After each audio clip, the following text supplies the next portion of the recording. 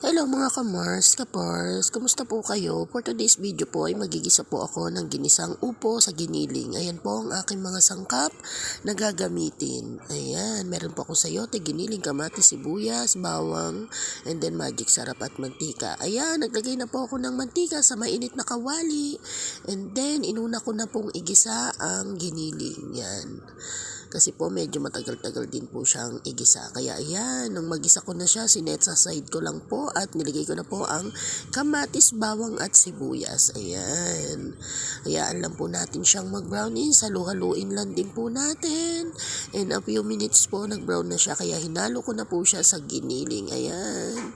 Nalo-halo lang din po ulit natin. Ayan, pinisa-pisa ang kamatis and then niligay ko na po ang sayote.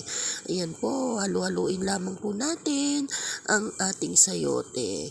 After po niyan, lagyan po natin siya ng tubig na magsisilbing sabaw niya. Ayan.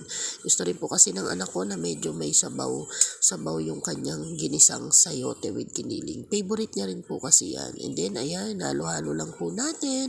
After that, nilagyan na po natin ng magic sarap. Magic sarap, baka naman. Nilagyan ko na rin po yan ng pamintang powder ha. Meron na rin po yan. Ayan, tinikman na po ng person nyo. And after that, ayan, okay na po ang lasa. Lulutuin na lang po natin ng ilang minuto. And then, ayan na po, luto na po siya. Kain na po tayo. Salamat sa panonood. God bless po.